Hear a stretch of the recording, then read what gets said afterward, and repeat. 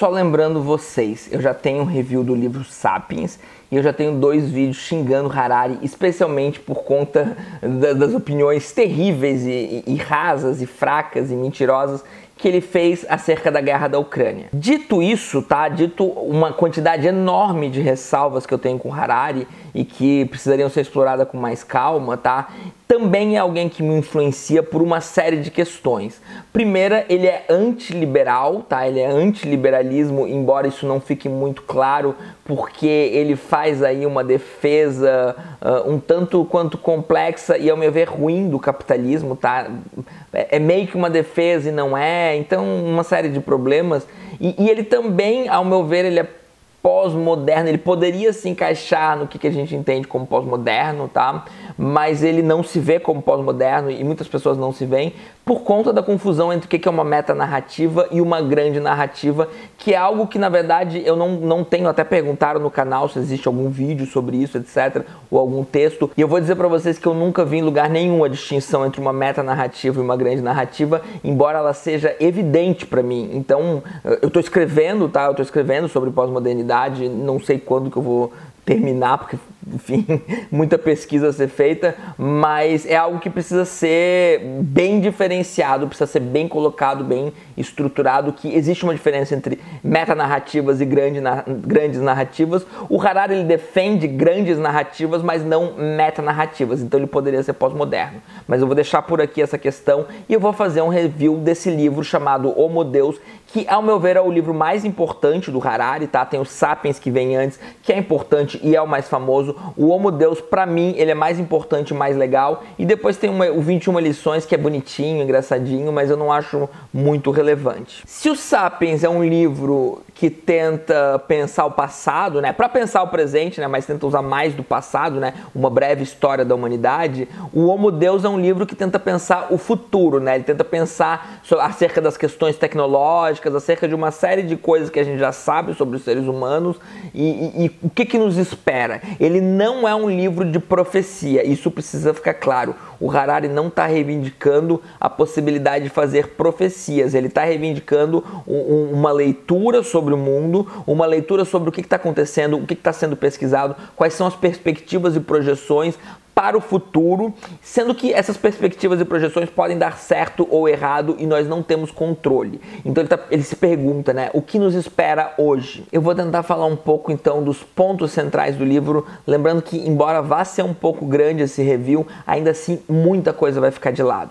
Mas antes disso, eu sou o professor Daniel Cidade, eu queria convidar quem está chegando agora a se inscrever no canal, deixar aquele like maroto, ativar o sininho e quem puder contribuir com o Apoia-se, aproveitando para agradecer quem já está contribuindo e convidar vocês também a me seguir no Instagram e no TikTok. O Harari, então, um dos pontos centrais é que ele fala que a gente conseguiu, a partir da tecnologia, controlar as fomes, as pestes e as guerras. Por exemplo, ele vai falar que não existem mais fomes por causas naturais, apenas fome política. Eu chamaria de fome político-econômica, tá? Que são fomes baseadas no modelo capitalista, um modelo econômico capitalista, né? Ele chama de políticas para dizer que é por decisões políticas que existem fomes, mas essas decisões políticas são decisões que são políticas, mas baseadas no modelo socioeconômico. Então o Harari, ele frequentemente, né, passa certo pano aí pro capitalismo, embora, se a gente esmiuçar a obra dele, a gente pode sim entender que o capitalismo está fadado ao fracasso. É interessante da obra é que volta e meia ele traz uma série de dados que colocam as coisas sobre perspectivas diferentes. Então, por exemplo, dados de 2012, 650 mil pessoas morreram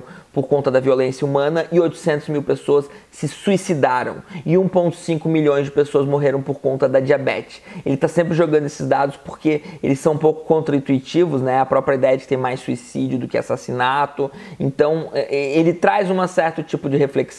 Ele faz isso com o terrorismo também, quando ele mostra que obesidades e doenças relacionadas à obesidade mataram 3 milhões de pessoas em 2010. O terrorismo matou 7.697. ele tá querendo, né, jogar com uma série de dados, embora quando ele fale de terrorismo, eu acho que ele não tá incluindo o terrorismo norte-americano, o que também é um problema, né, tá dentro, né, do que a mídia burguesa predominante no mundo entende por terrorismo, né, os Estados Unidos é o país mais terrorista do mundo e a gente não computa como terrorismo, né, os atos contra os Estados Unidos muitas vezes são vistos como terroristas, os atos dos Estados Unidos não são vistos como terroristas, porque senão a gente teria números muito maiores do que 7.697, mas enfim, né, coisas que dá para criticar, mas tem um joguinho aí interessante de números para colocar as coisas sob perspectiva. Existe uma série de problemas da humanidade que a tecnologia está invertendo um pouco a lógica, né, da humanidade anteriormente, onde a gente morria de fome, peste, guerra, etc., de coisas que a tecnologia, né, vem resolvendo. Ele traz a questão da morte, né, uma questão filosófica muito interessante, e ele trata a morte como uma falha técnica, né? A morte é uma falha técnica. A gente morre porque alguma coisa no nosso corpo para de funcionar em algum momento, e com o avanço da medicina, a gente pode eventualmente, né, imagine uma medicina super evoluída, a gente pode eventualmente corrigir todas essas falhas e deixar de morrer. Não nos tornaríamos imortais, mas amortais, né? Amortais no sentido, você não vai mais morrer de velhice, etc. Mas sempre vai existir algo que pode te matar, né? Um tiro na cabeça, um acidente, enfim.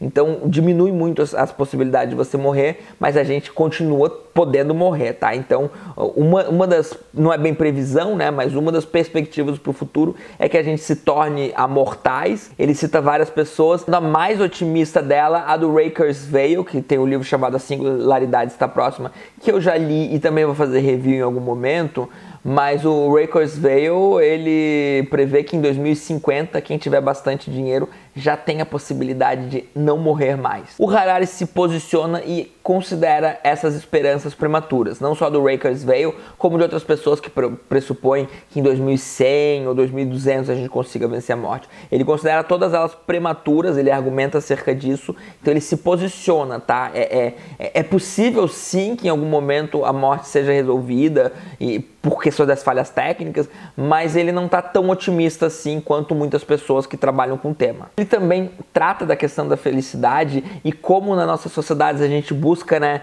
por questões econômicas, políticas, culturais, a gente busca a felicidade a partir disso e na verdade o caminho que a gente está seguindo é a felicidade bioquímica. Então você está triste, bom, tem uma pílula para te deixar feliz. É claro que hoje em dia, né, se você já foi num psiquiatra, etc., você deve estar acostumado com remédios ruins, com remédios que têm muitos efeitos colaterais, mas se você for pensar para ver, e se isso for só uma questão de ciência, né? A medicina, a psiquiatria, a própria ciência moderna é uma coisa que está engatinhando, né?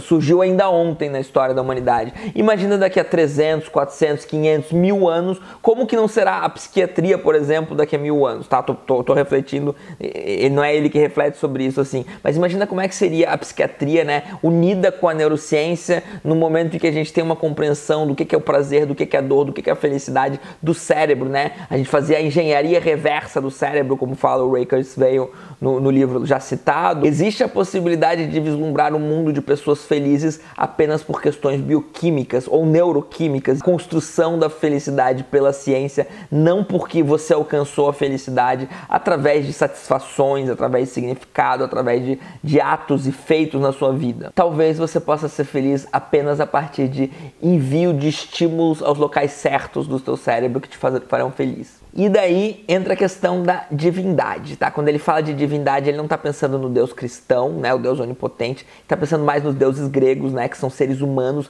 melhorados. Então, através da engenharia biológica e através da engenharia cibernética, né, que é fundir organismos orgânicos com organismos não orgânicos, né, então a questão ciborgue, etc., você poder botar um braço mecânico e entre outras coisas, tá? O desenvolvimento dessas ciências pode nos tornar divindades, ou seja, seres humanos melhorados, seres humanos com, sei lá, uma capacidade pulmonar, uma capacidade muscular, uma capacidade cerebral artificial, uma série de capacidades que a tecnologia, que a engenharia cibernética e outros tipos de ciência podem nos trazer e podem nos melhorar enquanto seres humanos. A gente está caminhando para isso, tá? Não é que a gente vai caminhar, nós já estamos caminhando para isso, embora de maneira ainda um tanto quanto modesta, mas nem tão modesta assim. Ele fala, por exemplo, da possibilidade de nanorobôs que naveguem, né, na nossa corrente sanguínea a ponto de diagnosticar a doença e corrigir problemas. Imagina só a gente controlando a morte, a felicidade e o próprio corpo e a mente humana de modo a potencializá-los de uma maneira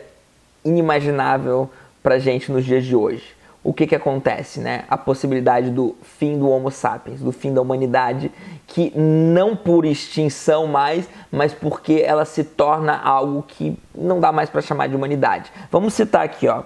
No entanto, assim que a tecnologia permitir a reengenharia das mentes humanas, o Homo sapiens vai desaparecer, a história humana caminhará para seu fim e um tipo de processo completamente novo vai surgir, incompreensível para pessoas como você e eu. Né? A gente não consegue nem compreender o que pode ser da humanidade quando essas tecnologias estiverem vigentes. E aí que entra o nome do livro, que é Homo Deus, né? Em vez de sermos Homo sapiens, nos tornamos Homo Deus, porque nos tornamos deuses, tá? Deuses mais no sentido dos deuses gregos. Seres humanos melhorados, mas melhorados a que nível? Se você acha que o que está sendo aqui é muito louco, vocês não leram o Ray Kurzweil, tá? Porque eu tô interessado em fazer review, mas enfim, é muita viagem de fato. Ele se pergunta, né, mas será que não seria bom parar isso, né? Será que não seria bom pisar nos freios? Porque causa certo mal-estar e realmente bastante perigoso que a gente siga esse caminho. Bom, ele vai dizer que ninguém sabe onde os freios estão, né? Não é que nós estamos preparando exatamente isso, né? Não é que a gente está buscando a imortalidade necessariamente, mas a gente está buscando a cura de várias doenças. A cura dessas doenças criam tecnologias que nos permitem entender melhor o ser humano e eventualmente, né, a busca, o conhecimento que a gente produz acerca do organismo humano pode nos levar não apenas para curar as doenças, mas para melhorar os seres humanos. Ninguém sabe onde os freios estão, ninguém é especialista em tudo. Não existe um ser humano na Terra que sabe o que está acontecendo em todos os laboratórios do mundo, quais são as tecnologias que estão sendo criadas e quais são os riscos que elas trazem para a humanidade, tá? Então, não existe uma centralidade do poder, do conhecimento capaz de entender o que seriam esses freios. Não existem freios a serem pisados. A gente deveria pisar nos freios, mas nós não temos controle sobre isso. E pior ainda, né? Se tivéssemos, os freios podem colapsar a economia, porque o capitalismo ele é baseado na necessidade de crescer constantemente. Então existe aí uma crítica, né, ao capitalismo, que ele faz aí a crítica, mas a crítica fica quase implícita. Vamos citar: a economia moderna precisa de um crescimento constante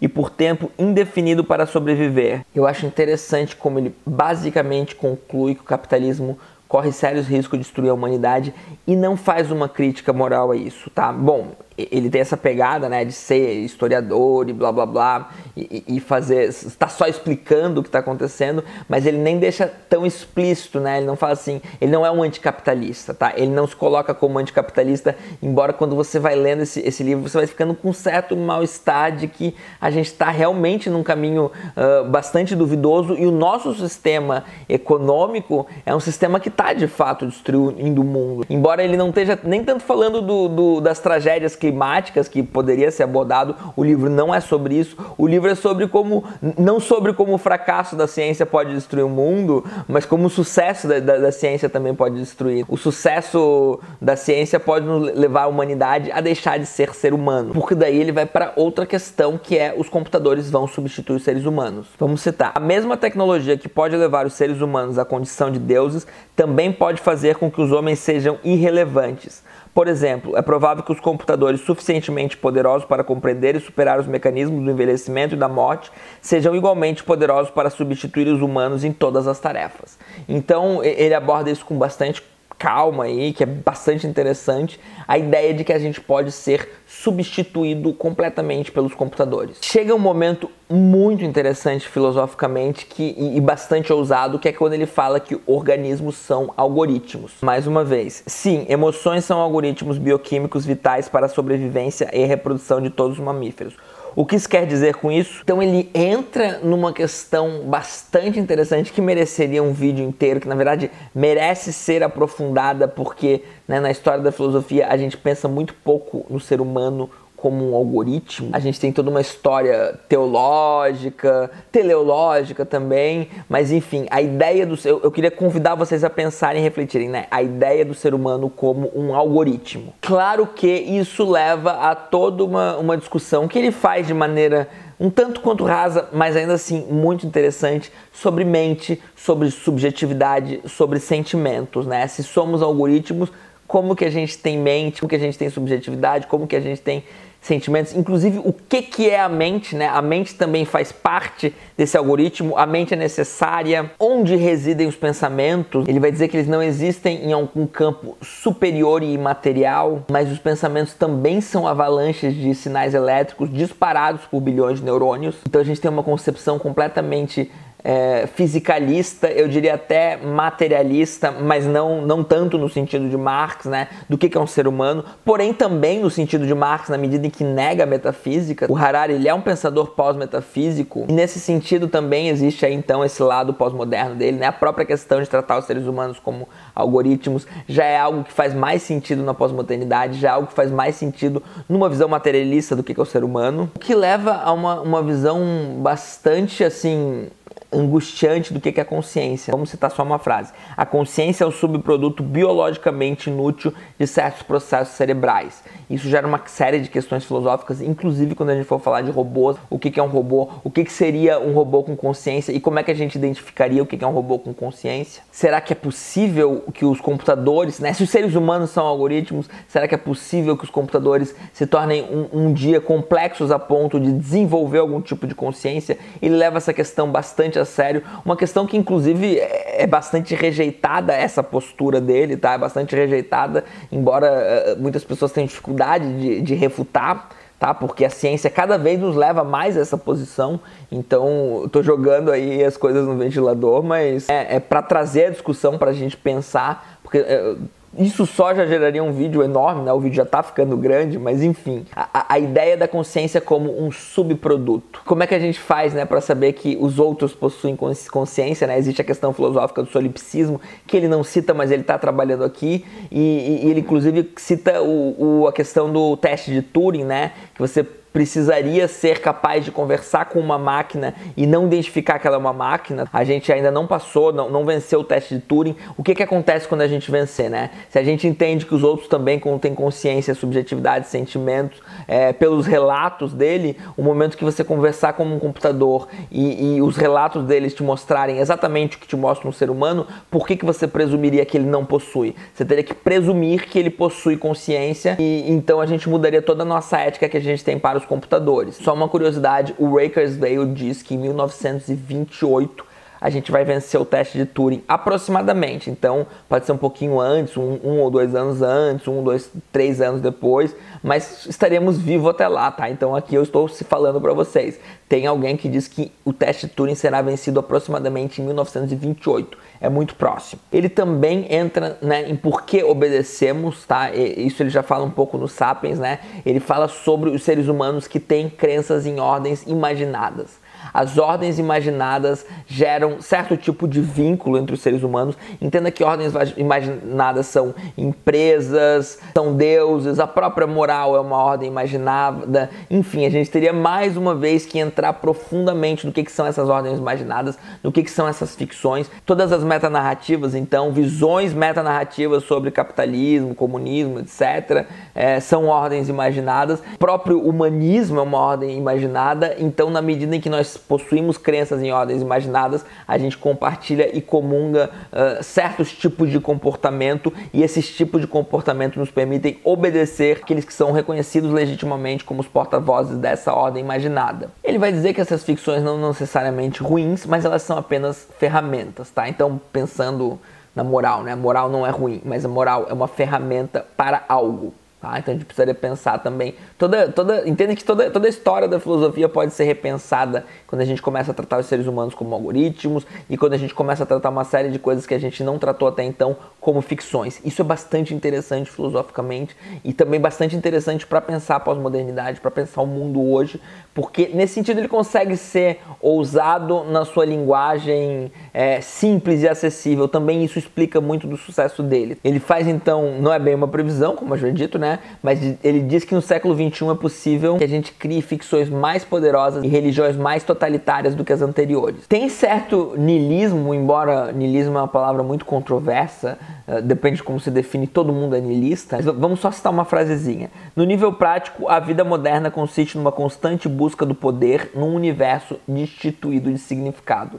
Aqui está bastante claro que ele leu sim, e em algum momento, em algum dos 3 livros, eu lembro que ele cita Nietzsche, tá? Ele não é bem um nietzschiano, mas fica claro que ele leu Nietzsche. Ele trata o capitalismo como uma religião que pode eventualmente levar à ruína do planeta Terra. Ele leva bastante a sério a ideia de que pode existir um apocalipse ecológico, e ele é bastante honesto ao deixar bem claro que os pobres sofreriam muito mais. Então, um apocalipse ecológico não necessariamente vai matar toda a vida na Terra, mas vão existir aí tecnologias e maneiras de salvar boa parte da humanidade. Quem serão essas pessoas que serão salvas? Serão as pessoas ricas. O pobre sempre se dá mal, enfim, a partir das merdas que as pessoas ricas fazem. Então sempre tem uma elite fazendo merda e um povo, né, uma massa sofrendo as consequências disso. De modo geral, não importa o quanto a gente destrua o planeta, engenheiros, pessoas com tecnologia desenvolvida, sempre podem arranjar um jeito, pelo menos, de salvar uma pequena parte da população.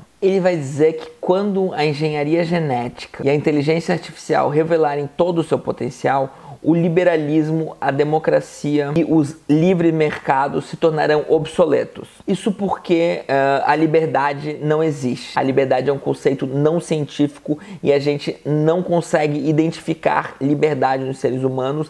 A democracia, né, os eleitores não fazem escolhas livres, somos mais algoritmos do que seres dotados de livre-arbítrio. Por que fazemos as coisas que fazemos? Ah, porque temos livre-arbítrio. Não, por uma série de processos eletroquímicos no nosso cérebro aos quais nós não comandamos. Citando, decisões tomadas por uma reação em cadeia de eventos bioquímicos, cada um determinado por um evento anterior, certamente não são livres. É claro que nós podemos agir de acordo com os nossos desejos. Se a gente quiser entender isso como liberdade, beleza, somos livres, mas isso não é bem liberdade. A liberdade seria se a gente pudesse escolher os nossos desejos, se a gente pudesse escolher os nossos comportamentos e se existisse de fato a possibilidade da gente controlar os nossos atos a partir dessa instância que a gente chamaria de livre-arbítrio, mas como ela não existe, nós não somos seres livres. Se nós não somos seres livres, a democracia não faz sentido, na verdade. A democracia pode ser hackeada por supercomputadores. Os supercomputadores, o Google, enfim, a tecnologia pode nos conhecer melhor do que nós mesmos, saber como nós vamos nos comportar, especialmente nós pensando em grandes números. O indivíduo importa menos, os grandes números que as estatísticas e que as previsões já conseguem lidar bastante, tá? Os algoritmos, os grandes, a Big Data, etc., já conseguem lidar bastante. No momento que isso se sofisticar, no momento que isso for incluído e compreendido com engenharia do ser humano, engenharia do cérebro, dos processos bioquímicos, neuroquímicos do ser humano e toda uma série de coisas, a gente consegue controlar melhor, né? A gente, enfim, quem tiver o controle desses algoritmos, o controle dessas tecnologias que são capazes de hackear os seres humanos, o liberalismo, que já não faz sentido para o Harari, ele vai perder ainda mais o sentido. Ele, inclusive, critica o Richard Dawkins e o Steven Pinker por aderirem toda essa visão científica do mundo e ainda assim acreditarem no liberalismo. Ele chama isso de dissonância cognitiva, que ele já fala no Sapiens também. Nós somos mestres da dissonância cognitiva, nós não somos seres racionais, nós somos capazes de crenças irracionais, conflitantes, onde uma não pode existir junto com a outra, como, sei lá, defender Bolsonaro e se dizer cristão. Nós somos mestres disso, tá? Nós, seres humanos, somos mestres da dissonância cognitiva e isso também ajuda a imaginar um cenário onde nossos cérebros são facilmente hackeáveis por computadores que têm os dados, a quantidade suficiente de data, né, de dados que nos permitam ser hackeados. Todo esse quadro gera o fato de que, como os seres humanos vão ser substituídos por robôs, as massas perdem importância econômica e daí fica aquela coisa, o que vai acontecer com as massas? Ele mostra como a maior parte dos seres humanos vai se tornar inúteis, inclusive ele abrange vários casos, até mesmo de professores, médicos e farmacêuticos, tá? Não é só o caixa do supermercado ou o cobrador de ônibus que a gente já está vendo sumir o emprego deles, tá? Vários outros empregos vão sumir e no mundo onde o que gera renda é o emprego, a gente tem um sério problema, tá? Então, várias pessoas hoje falam de renda básica universal, etc. E o Harari se depara com o problema de que o que vai acontecer? Será que essa elite que detém todo o poder, que vai deter os maquinários, né? Que detém os meios de produção, ele não fala detenção dos meios de produção, porque ele quer se afastar do marxismo, mas será que essa elite que detém toda essa tecnologia vai ser legal com esse povo e vai dar comida e blá blá blá, ou vai considerar o povo inútil e deixar à mercê da fome, da miséria, etc. Ele termina meio que o livro como se existisse um dilema. Ele prevê a possibilidade de uma elite privilegiada que se torna super-humanos, né, com essa tecnologia, porque ela vai estar acessível às pessoas mais ricas e não necessariamente às pessoas mais pobres. E o que essas pessoas privilegiadas, esses super-humanos, esses homo-deuses, vão querer com a massa que se tornou economicamente inútil? Citando um pedaço, né? Além disso, malgrado todas as descobertas da medicina, não podemos ter certeza absoluta de que em 2070 os pobres vão realmente desfrutar de melhor assistência de saúde do que hoje em dia, porque o Estado e a elite podem perder seu interesse em prover aos pobres assistência médica. Eu acho interessante como ele termina isso como um dilema. No mundo que a gente vive, no capitalismo que a gente vive, a moral da elite que a gente vê, especialmente aqui no Brasil, né, gente? Vamos combinar, não é pode, é vai, tá? Então ele termina como se existisse um dilema, como se todo esse mundo tecnológico talvez pudesse ferrar com todo o resto da humanidade, exceto as elites. Eu diria basicamente que, né, tá jogada a ideia, tá jogada a ideia.